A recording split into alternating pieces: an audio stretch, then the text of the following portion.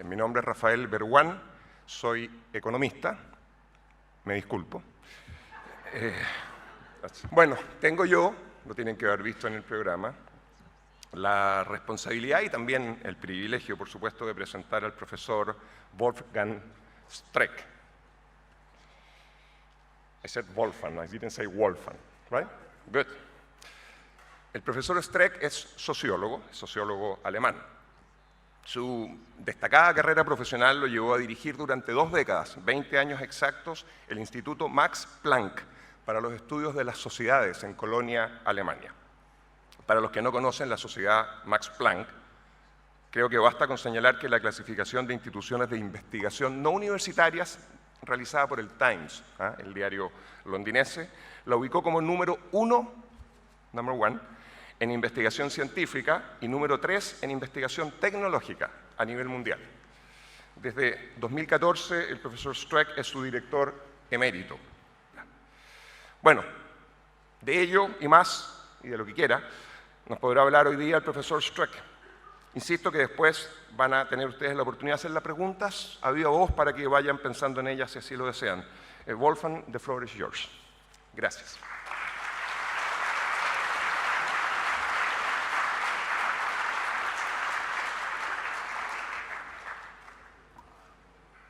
Buenas tardes.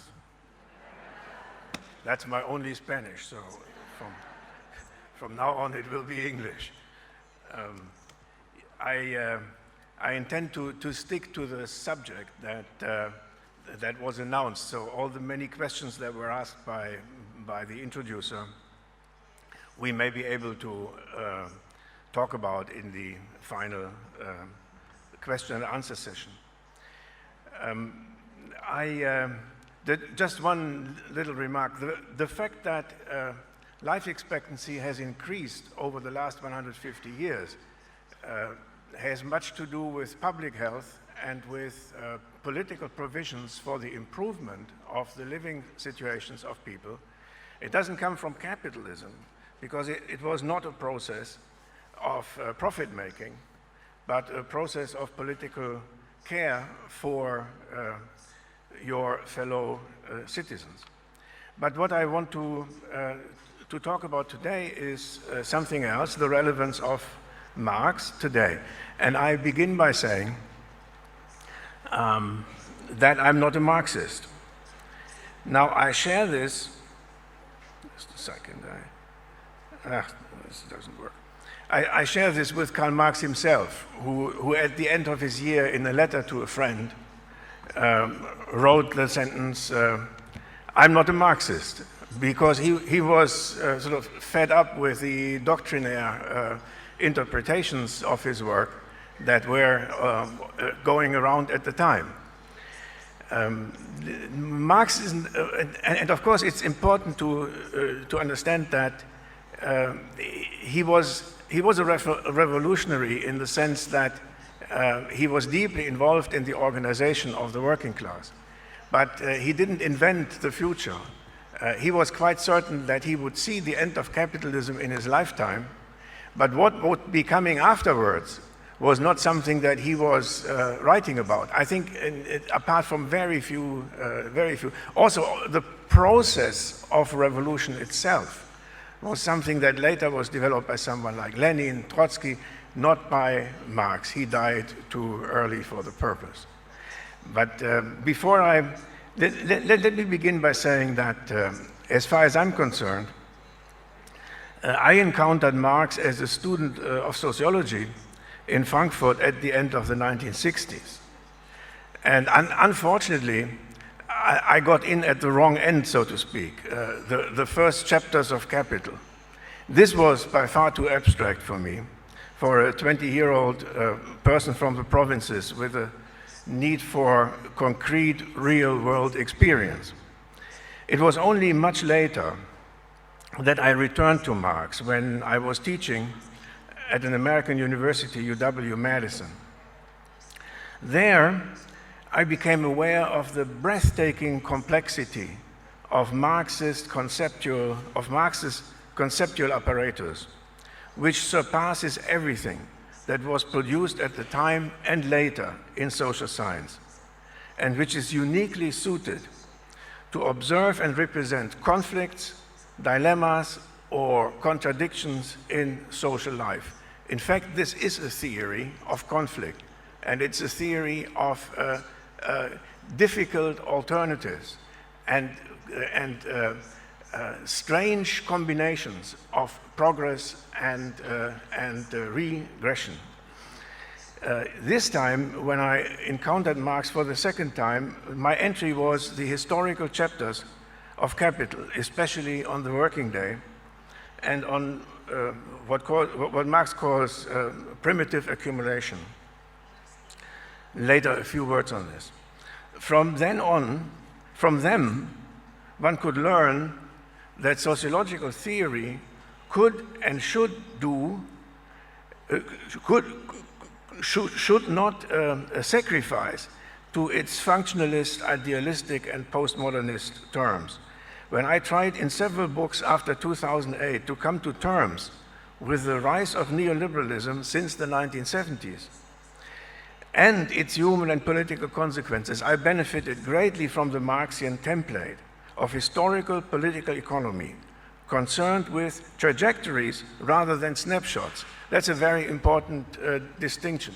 Now, at a certain point in time, you can look at differences between countries or political economies, but if they move on the same trajectory and one moves first and the other follows, then basically there is not much difference, because the second one will at some point arrive at the same point as the first one.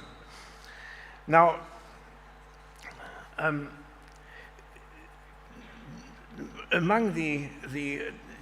Marx is important because he was among the early attempts in the 19th century to understand the new society that was emerging out of traditional society in Europe.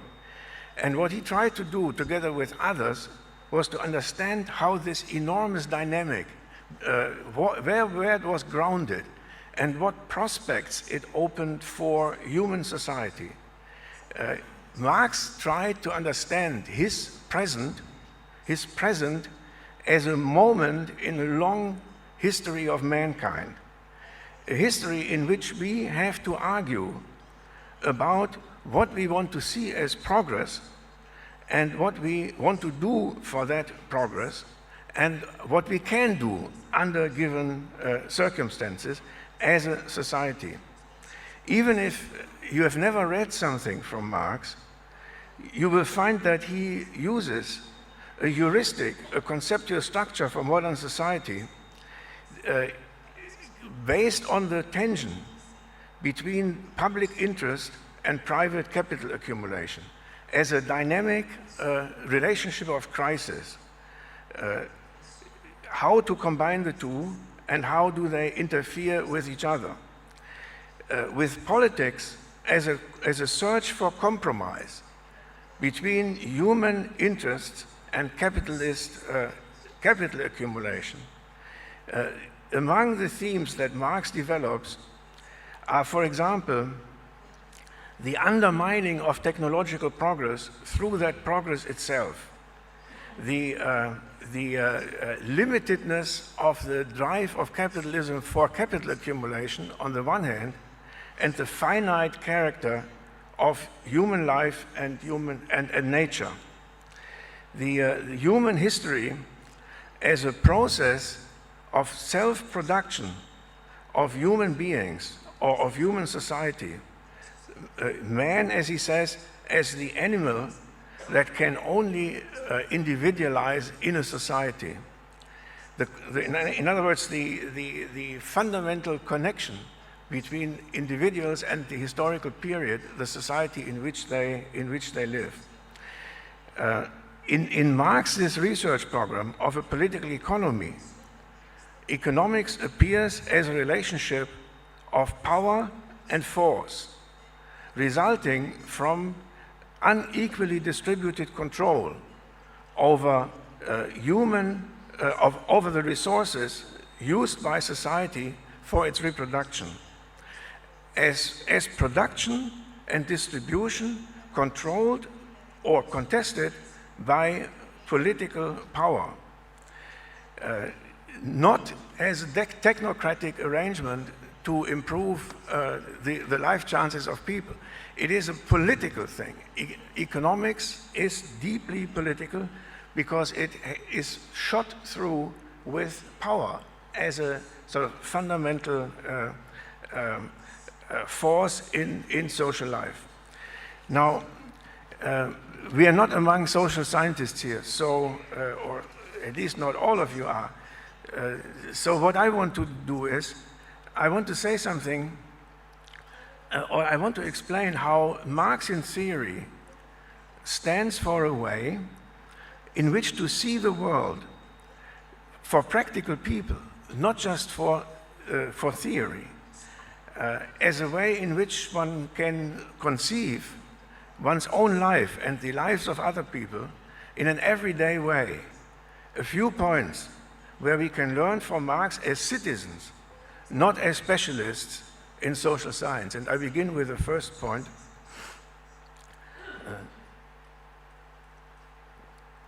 First, we live in a historical world, one that is changing and irreversibly changing, a world that is always in motion, in which new things happen all the time, so that we are, in this movement, we are either objects or subjects. We must work to cease being passive objects and become active subjects of this dynamic of our societies. So that's his sort of very fundamental basic idea. The world doesn't exist in always the same way, and it doesn't move on its own. We are deeply involved in that movement. And things that used to be constants become variables, technically speaking. So at some stage, we believe that something it will never change, and after 10, 20, 30 years, we see that this very thing has begun to change, and thereby changes our model of human society. Because if you want to include all the variables, you have to include ever new variables, and things become more complex. So society is not a static equilibrium, not even a moving equilibrium. It is a moving disequilibrium. It's always sort of struggling to be in balance. And it's an open future, not a predetermined future. And our practical intervention in that process helps shape that future. And for the 19th century, this was one of the first times that people began to see themselves as potential subjects of their history, not necessarily as subjects, but as potential subjects. Secondly, there is a society, not just individuals. That society is a shared space that is not private, but public, a common sphere for which we are collectively responsible. And the exercise of that responsibility is called politics. We depend on that common sphere, our shared property. We can be individuals only in a society, as I said, provided that that society allows us to develop as individuals. In other words, we are not slaves of changing circumstances, but we can intervene in them. And we are responsible for this collective structure of norms, of relationships that we have to take care of, and where we have to be concerned that that structure, which is a collective property, so to speak, the communism underlying capitalism, that common structure is not being turned into private property by the process of capitalist expansion and development. I think you know what I mean when I talk about collective provisions for social life. For example, the provision of fresh water turned into a commercial business rather than a collective interest of society organized as a political body. Third point, politics is a struggle for control over a society that should belong to all of us, but has in human history always been appropriated by private special interests. Politics is in its essence about the exercise of power, even violence or the contestation of power. And history is about emancipation, the development from object to subject, emancipation of the many from the few, the powerless from the powerful. And this requires organization. Politics is a struggle over the means of organization. If you want to understand Marxian writings, this is the very core of it. There is a world outside that we have to take care of and develop and keep flourishing, but we can do this only through organization, because we, the vast majority of our society, are those that have to replace the power that comes from ownership of the means of production, or the means of violence for that matter. We have to replace this by collective action and collective organization, because otherwise we cannot contest our status as objects. Fourth point, we have choices to make. History is open. The future is ours to choose under conditions produced by earlier choices. So Marx says humans make their history themselves, but they make it under constraining external circumstances. You cannot do everything at a given point in time. There are limits to what you can do, but these limits need to be understood in a theory that sees society as a dynamic process rather than as static and unchangeable, and where the intentions of human beings make a difference, and especially the organization, the political organization that human beings can come up with. History is about emancipation. We have choices to make, and we must understand how these choices relate to the world in which we are born, the world that that produces us, and at the same time we can and are urged to reproduce, to change that world and to produce it for ourselves. So Marxian thinking is sort of focused on the notion of practice, and practice is something that is, on the one hand, influenced by real conditions, and on the other hand, influences these conditions in turn. So Marx' dialectical development between objective reality and human practice. From this, it follows, fifth, that as human beings and human societies, we are always at risk of remaining behind and below our historical possibilities. That concept of historical possibility is central. And what is also central is the question that is sort of the basic question of Marxian thinking. Are we able, in our history and in our world, to live up and to realize what we could do if we were politically on the right path? Are we able to live up to our historical possibilities? It is not enough to have good intentions and moral sentiments. One must also work so that these good intentions have consequences. Theory and morality must prove themselves in practice, and that practice is always political.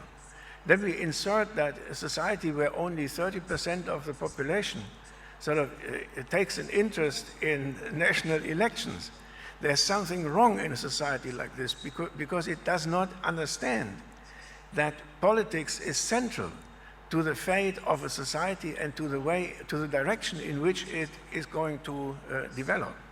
If you skip the need to intervene as a collectivity in your society, then you suffer consequences, and sometimes very bad consequences. So the human being, as Marx writes, is a zoon politikon, a political animal. And those of us who refuse to recognize this, the Greeks, zoon politikon is obviously Aristotle, the Greeks call idiotes, meaning people trying to live a life outside of human society. And an idiotes is someone who lives only for himself. And that's the Greek term for idiot. Sixth point, capitalism is special. The infinite accumulation of capital, able to produce more capital, that is capitalism. Capitalism is insatiable, as is it is the insatiable version of modernity. Underlying this is a one-sided, distorted conception of human nature. Capitalism is the temporary victory of dynamic over static definitions of human needs, of maximization over subsistence, as two opposite meanings of rationality. Infinite greed and growth are not human nature, but a product of the late European Middle Ages, as Marx describes in the relevant chapters of Capital 1. Ultimately, they are unsustainable, since nature and human life are, unlike the capitalist utopia, not infinite. So we have a sort of fundamental conflict between the built-in dynamic towards infinite growth on the one hand and the finite character of the human life and of nature. And over the centuries of capitalism, we always see how sort of this process of capitalization, of the conversion of non-capitalist into capitalist social relations out of which you can make profit. How that process hits a wall, namely the limitedness of the human being and of natural resources. And then something new has to be invented, like new ways of getting people to submit to the rigorous discipline of living in a capitalist wage working system. Or you have to invent new technologies to extract oil from very deep parts of the earth when the old oil disappears. Always behind this is there is a limit, and we have to work very hard to push that limit forward in order to satisfy the need for economic growth. Ultimately, this way of life is unsustainable, since nature and the human life, unlike the capitalist utopia, are not infinite. Now, let me make a brief remark on present sort of political crises and disorders. If you look around today, you find, and also expressed in the results of elections and the dismal stage of politics, why is it almost universally the case that people lose confidence in even very rich societies, that especially that they fear the future, that they have no confidence in those that manage their collective affairs, that they try to survive as individuals because they cannot trust the remaining society anymore? Why is that the case? Well, I think for the last 20 years or so, what we have heard from political leaders and economic leaders is the need for rapid change, for adjustment, for living with very high uncertainty, and that every one of us has to learn to adjust to uncertain, unpredictable circumstances that can happen any time. This frightens people. And change is not frightening if it is change for the better. But today, change means pressure for adaptation, restructuring, adjustment in the face of uncertainty. And for example, competition. What you get taught today is you have to get ready for competition, you have to be more competitive. Other people will compete with you, the Chinese will compete, everybody else, so you have to permanently struggle and change. But what is missing in this rhetoric is what for? What is the objective of all of this? where are we supposed to go? Is there a plausible purpose for this? Is it the purpose to get richer? But then you have to look at the distribution of the results of all these efforts. Who gets the results and who doesn't? You can always talk about average incomes, but average incomes doesn't tell you anything. The important thing is, how is it distributed? You can also say that many people now don't earn just $5 a day, but $6 a day. But the very fundamental question is, do they have access to clean water? Do they have access to sanitation? In what sort of urban circumstances do they live? All these things are things that are not reflected in income statistics. They are reflected in collective provisions. What is the public health situation of these communities? Do they have to pay for their health services, or are they provided by the collectivity as a human right? So all these questions interfere if you just measure income levels. Income levels may not tell you anything, or will tell you very, very little. So what is progress? And in our societies, this discussion is dearly missing. Because we are looking at income statistics, and then we believe that we are all going to do better if we have a higher wage next year, where at the same time these wages have to be supplemented with credit. People are indebted at a level which they have never been before, and having to pay off a high debt makes you the slave of the bank or of the department store, where you have accumulated your obligations to repay your credit. So what is the purpose in this? Does it improve your life to move from the iPhone 6 to the iPhone 7 and thereby take up consumer credit in order to buy this bloody piece? And how much better off are you afterwards? And in a world in which you have learned that levels of consumption, that the increase in your level of consumption is the only final proof of your worth and of your well-being, you will see that there's no end to the slavery to compulsive consumption. They give you another example in Europe. We now hear that in Europe has to change. It has to become one country. The old democratic nation state has to disappear. But the question is, what for? And what is this good for? And the answer is usually, we want to have peace, but nobody believes that there will be land wars in Europe in the 21st century. And we had that peace for 70 years anyway. Yeah? So the sheer meaninglessness of the constant pressure for change, this is, in my view, an explanation for the political disorder. People just cannot identify a reasonable objective in all these pressures under which they have to live.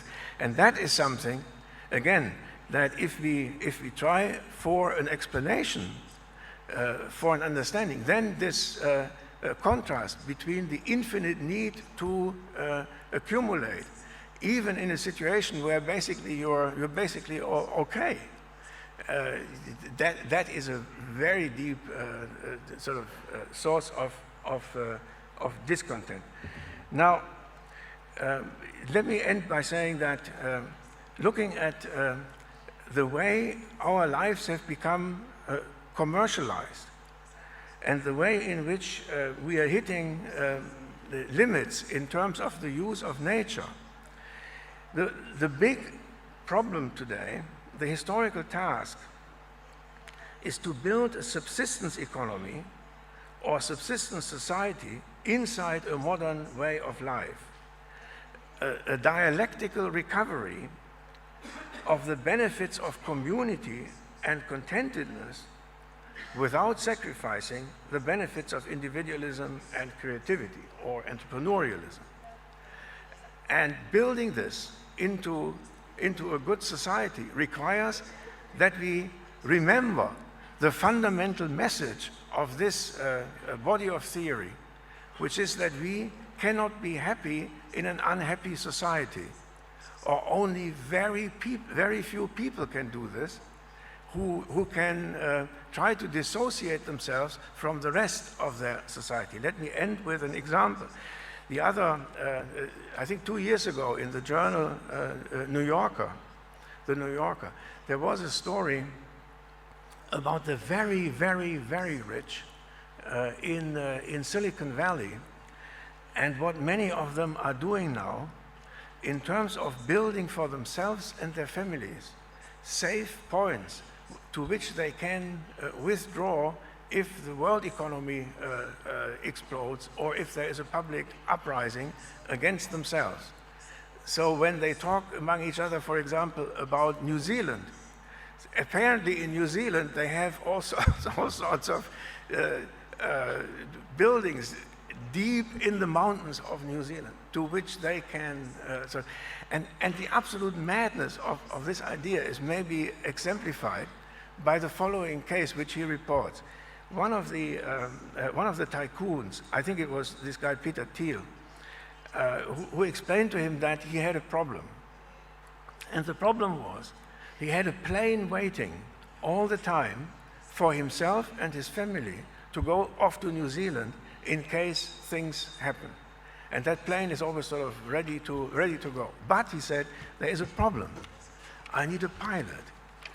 And if things, the worst comes to the worst, then it may be that the pilot who has a family is not willing to fly me to New Zealand and wants to stay with his family. We can say violate his contract and emphasize human bonds over commercial bonds, because then the world is at the end anyway.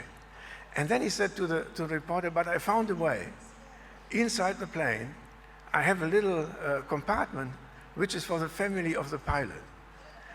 And so he can bring his family to New Zealand, and then we can go, and whatever happens here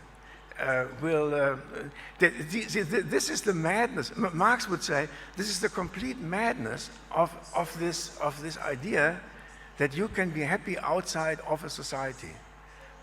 Because after all, what does he do in his mountain retreat?